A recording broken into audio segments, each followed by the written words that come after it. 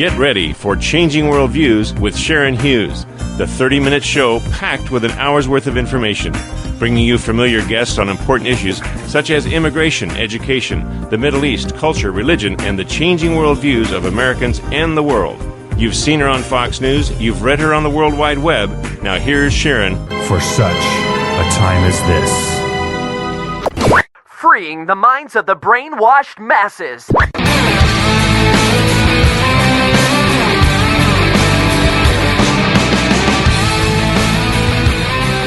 Hello, everyone. Thank you so much for tuning in to this edition of Changing Worldviews. Today, the Pentagon is warning to expect, quote, radical change in the U.S. government soon. A highly troubling urgent bulletin, which was issued recently by the Ministry of Foreign Affairs, states that it has received information from the Main Intelligence Directorate warning to expect a radical change in the government of the United States soon, based on information they claim to have received from highly placed sources within the Pentagon. RFID chips are now being issued in Wyoming as part of the new ObamaCare plan. An Oklahoma doctor opposed to President Obama's signature health care program, aka ObamaCare, will not accept insurance offered under the Affordable Care Act and says he will close his practice if he can't profit while being independent. He says, quote, I'm sure that those exchange plans will not equal the amount of our cost of operation, Dr. Keith Smith, Surgery Center of Oklahoma medical director, told KWTV recently.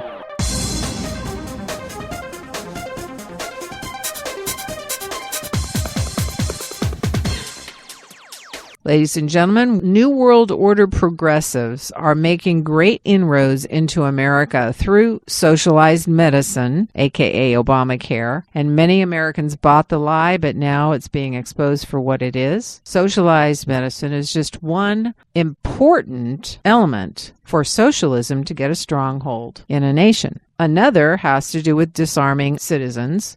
If that can't be done with laws, if they can't get laws passed, then they do it by force. And many are concerned that a police state is forming right here in the United States. There's UN troops on U.S. soil. And while we've talked many times about the signs of the times of a new world order, a one world government forming, today we're looking at how that is affecting America. According to the Washington Post, the NSA has managed to secretly hack into the main communication links that connect Yahoo and Google data centers to the rest of the world. The paper said, quote, by tapping those links, the agency has positioned itself to collect at will from among hundreds of millions of user accounts, many of them belonging to Americans. And the Post goes on to say that the infiltration is especially striking because the NSA, under a separate program known as PRISM, has front door access to Google and Yahoo user accounts through a court-approved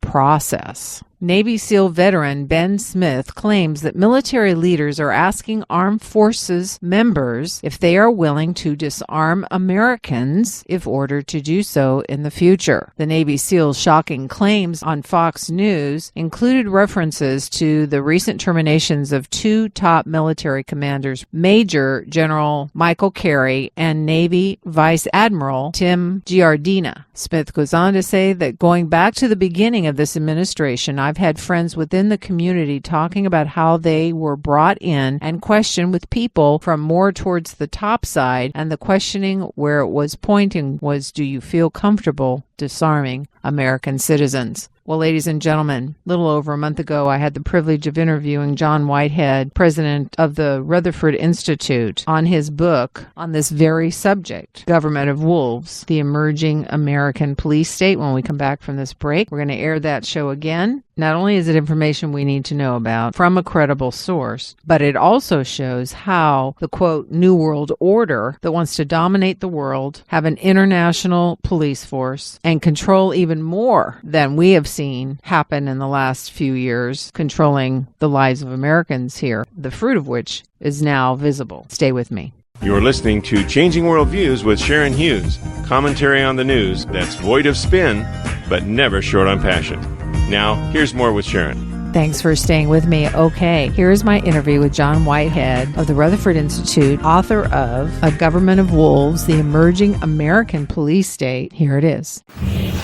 Roadside strip searches, surveillance and SWAT team raids, surveillance cameras, the final stages into a police state, including blood draws at DUI checkpoints, mosquito drones, tasers, privatized prisons, GPS tracking devices, and this is all part of the book of my guest, John Whitehead of the Rutherford Institute, on the line. John, are you there? Yes, I am. Okay, we had a little problem, excuse me. But I'm glad we have you, especially to talk about this amazing book that you have written. And frankly, I saw you on Mike Huckabee's show, and I thought, wow, John Whitehead talking about the emerging American police state. I was surprised to see you write about this, because this is something up until now only the kind of Alex Joneses of the world have been talking about. When you started talking about it, really caught my attention. So, tell us about the book. Tell me why you decided you needed to write this book and why now. I've written about, I think it's 25 books, I forget, but I'd almost swore off writing another book. But as I saw things happening in the country, I said, I've got to at least say something about this and maybe offer some solutions, I hope, about what's happening. And then since the revelations about the National Security Agency listening in on our phone calls, by the way, the FBI has admitted now that they do download the content of our phone calls. We're being watched. NSA is downloading millions. And I was actually told by a former NSA agent that the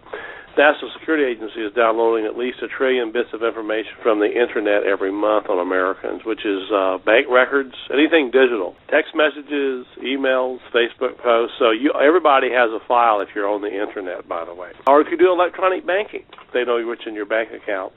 So that kind of stuff, and I actually have a section on my book on the NSA on their new computer, which is so amazing. It can actually download the entire Library of Congress, the contents of the Library of Congress in 6 hours. So it watches everything. I thought, well, we've moved into kind of a government that the Founding Fathers warned us against, and they gave us a Constitution to protect us against it, but most government agencies now are just bypassing the Constitution secretly, and they're not telling us. We have 80,000 SWAT team raids occurring across the country each year where, for misdemeanors, police are actually going through people's doors. They're knocking down doors, shooting dogs, people are getting killed. I detail all these in my new book. I'm frightened by the state of affairs. And, for those that have been poo-pooing this or saying, well, it's one thing for the IRS to target conservatives or Tea Party people, it's another thing for the NSA to be doing the things that you're saying, but police, SWAT team raids for misdemeanors and all of this kind of thing, and then roadside strip searches. I mean, there have been some really troubling. Yeah, tell our listeners some of it for those that don't know. That's what I call the new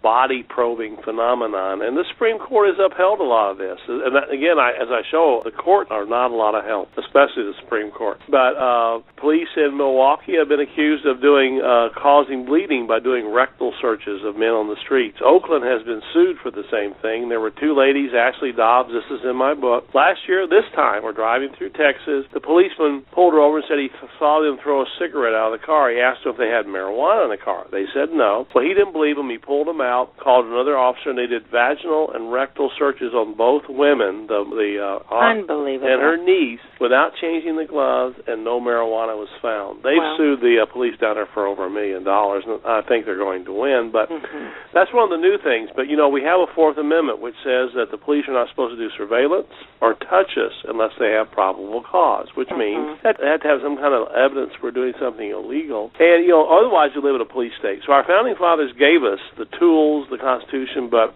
most Americans don't know what's in the Constitution, and the government's taking advantage of it. Yes, well, if you're just tuning in, I'm talking with John Whitehead of the Rutherford Institute. He's an attorney, he's an author, he's debated, practiced widely in the area of constitutional law. He has been standing up for the rights of Americans and individuals against any kind of breaches of the Constitution, constitutional rights. So you're right up front there. You said that this is the final stages of transformation into a police state. Can you elaborate on all that? Well, yeah, we're there. I mean, when you're being watched by the government in violation of the Constitution, downloading your Facebook posts, those kind of things, that's what's called a police state, when everybody's a suspect, and everybody is a suspect now. To give you a case that we're actually working on right now, this time last year, I believe it, August 16th, Brandon Robb, twice overseas in Iraq and in Afghanistan, he's a Marine, decorated Marine. He was at home working. He hears noise outside. He gets up. He's an avid jogger. He had his jogging shorts on and no shirt. He looks out the window, and vans are pulling up on his driveway and out in front and on his yard, and they're black, of course. He looks and sees police jumping out and people in black suits running toward his house. So this is a Marine, so he's alerted. Mm-hmm. He opens the door, and believe it or not, he says, "What's up? Who are you?" And they said, "We're the police." And the other guy said, "I'm the FBI, Department of Homeland Security, Secret Service." They showed badges, and they said, "We're concerned about your Facebook post." He had been doing some anti-government posts. He didn't like what the government's doing today with all the stuff that we're talking about. They pulled him out, handcuffed him behind his back, and took him to the police station. His mother called me. Wow. She was freaked. She said, "They just kidnapped my son." I called the police and said, "What's this man done?" They said, "Oh, he's committed no crime." I said, "But you arrested him. We're concerned about his Facebook post. He may be dangerous." He had a 2-minute investigation in the cell by a psychiatrist. They put him in a mental hospital. We got him out, and now we sued the federal government. After that case, I didn't know this, but I researched it. There's 1.5 million of these things that happen every year. They're called civil commitment, where people are arrested, no crime, and they're taken to mental hospitals. My goodness.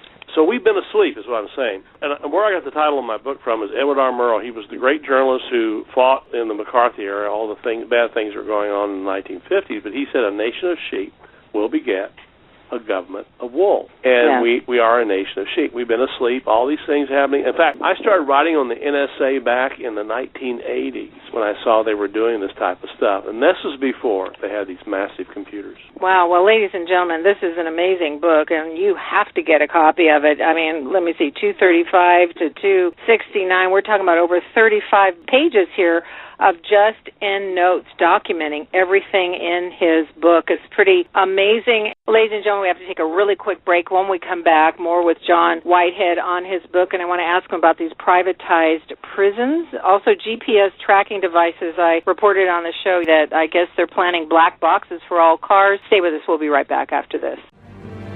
Hey, this is Brian Sussman. The whole truth and nothing but the truth. That's what you'll get with Sharon Hughes. Just wanted to thank you very much for your support. Without your help, we couldn't do what we're doing, and with so much that's going on in the world, it's so important to do what we are doing. And I want to ask you if you would please join us so that our platform would increase to get the truth out on the issues. Congratulations on 10 years. That's amazing. Radio is kind of a debugging experience as we learn more and more about things that we thought were true, but we find out were not true, and we peel the layers of the onion. If you'd like to change the world, won't you partner with us? Just go to changingworldviews.com/donation page or send your donation to Changing Worldviews, P.O. Box 750624, Petaluma, California 94975-0624. You'll not only help us stay on the air in your area, but it's a way to let Sharon know you're standing with her. It's the kind of education that one could never get in conventional education. And I know you bring on some great experts over the years, and it's just a great experience.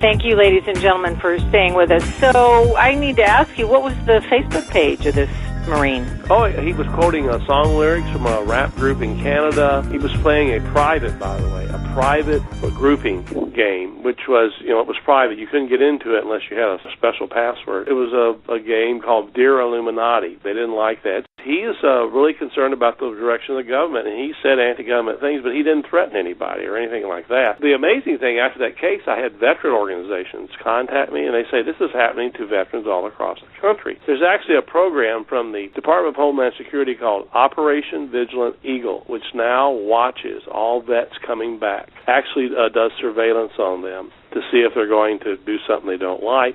Wow. And they swoop in. The FBI, I've had vets call me and they say, well, I got a note on my door. I just got home and it says, I want an interview. And it's because of Facebook posts. So, our First Amendment says you have a right to free speech, and the government should not be intimidating people. And again, I have talk show hosts, by the way, who have said anti-government things, and we've defended them. They go home, and on their door is a note saying, we want an interview. Of course, I have them send the FBI to us, and they ask all kinds of questions like, have you ever taken drugs and stuff like that. And I tell people, don't answer that. The Fifth Amendment says you have a right against the self-incrimination. You know?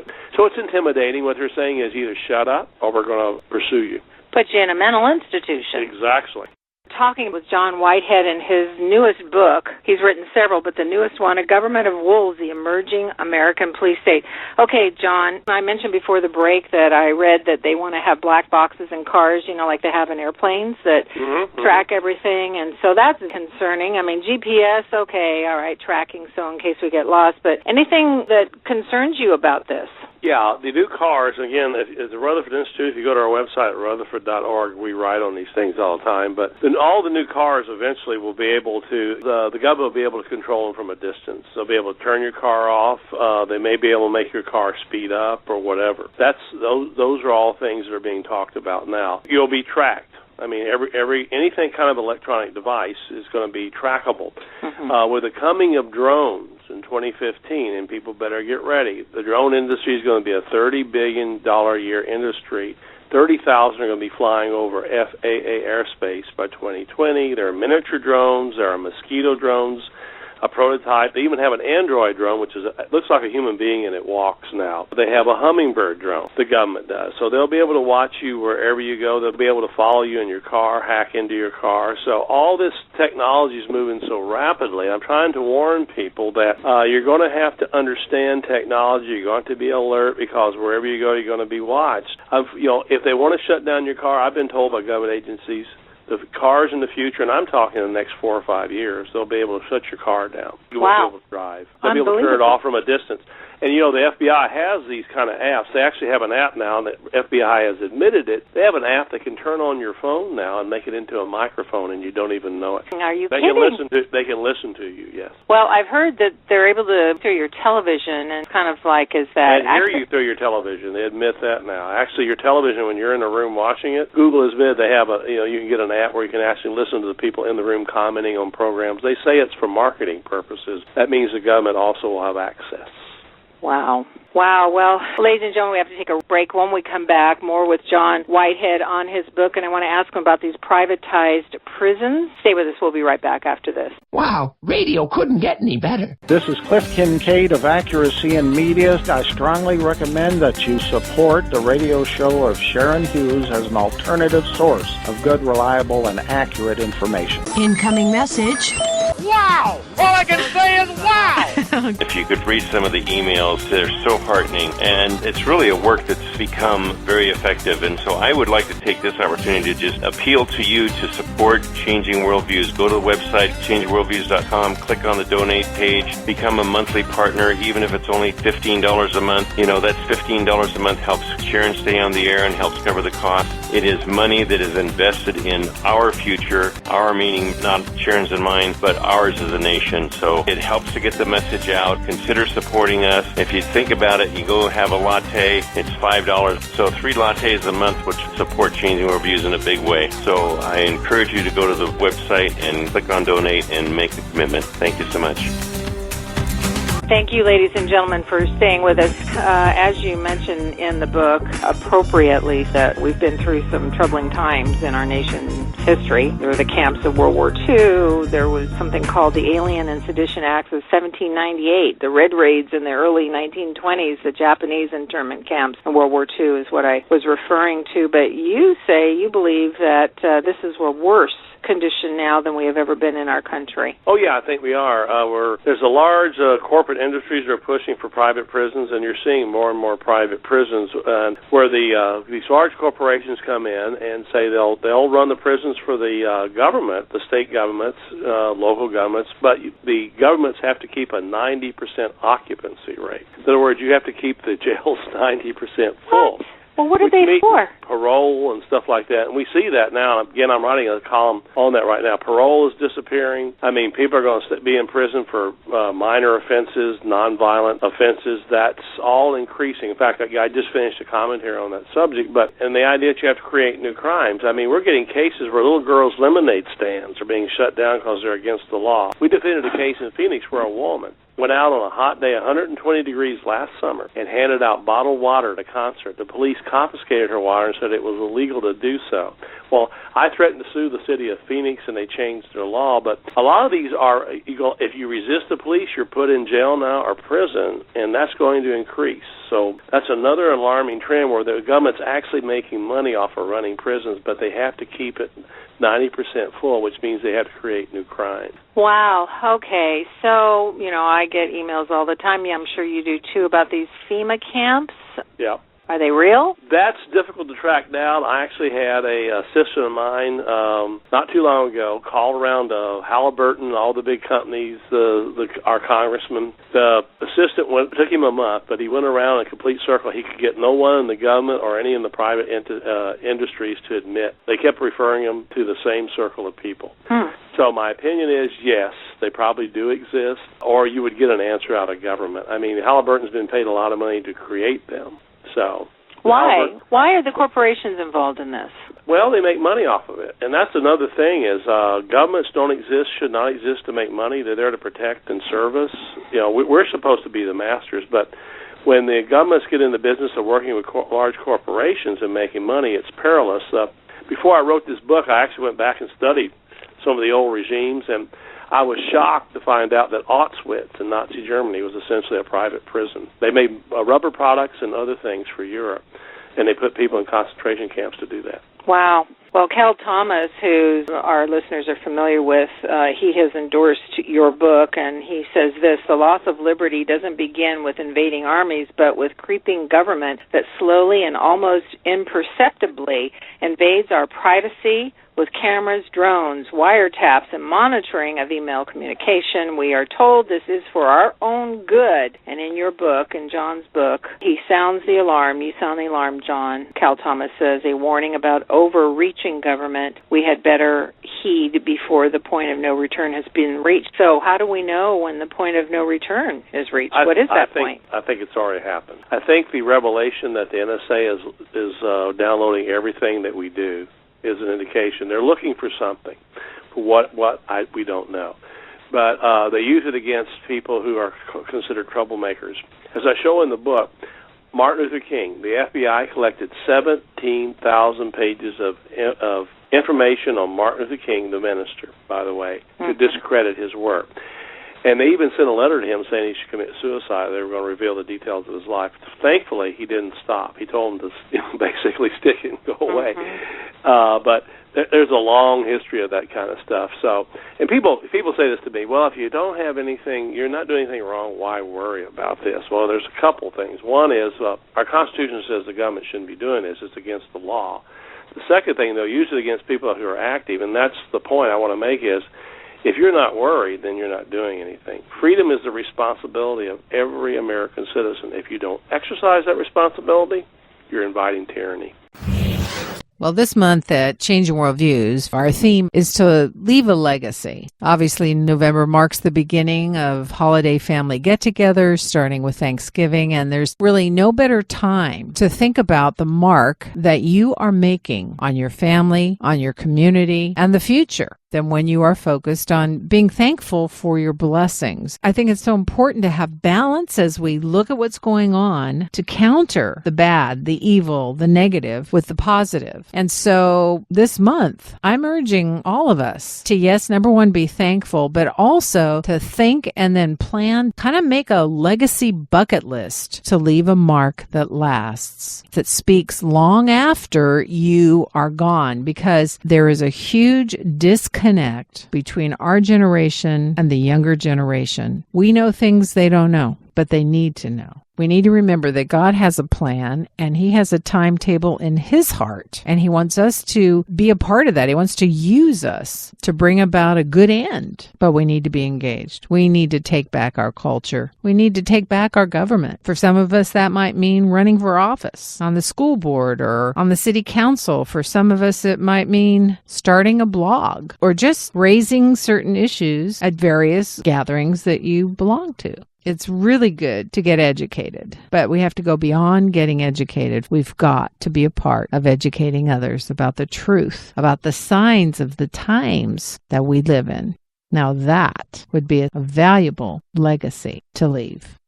So, thanks for tuning in today, as always. And I want to ask you to please stand with us this month to help pay for airtime. And your gift to Changing Worldviews will go directly to pay for airtime. With the holidays fast approaching, I've got a great little book to help ensure that you not only enjoy the holidays, but have a stress-free time preparing for all of the activities, family gatherings, and so forth. It's Overcoming Holiday Stress by a marriage and family counselor, Cynthia Bonker, as well as a CD of my interview with her for a donation of $25 or more this month. Some practical tools to make this holiday season stress-free. I'd love to send you this resource for supporting us, and you can do that by making your donation online at changingworldviews.com. Just click on the one-time donation, type in monthly offer, or you can send a check to Changing Worldviews, P.O. Box 750-624, Petaluma, California, 94975-0624.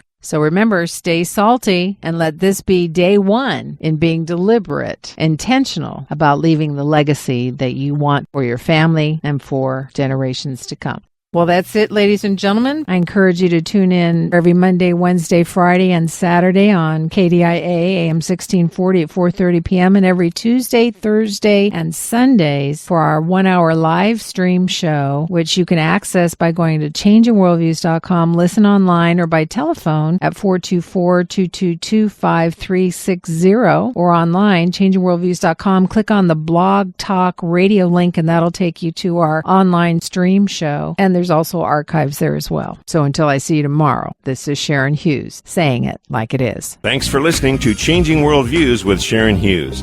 You can get more information on today's topic or order a CD of today's show by visiting changingworldviews.com or writing us at Changing Worldviews, P.O. Box 750624, Petaluma, California, 94975-0624. You can also contact us at talk@changingworldviews.com. That's talk@changingworldviews.com. Our program is listener-supported, and we appreciate your tax-deductible donations to help us get the truth out on the important issues Sharon addresses on the show. So until next time, remember, stay alert, stay informed. We live in a changing world.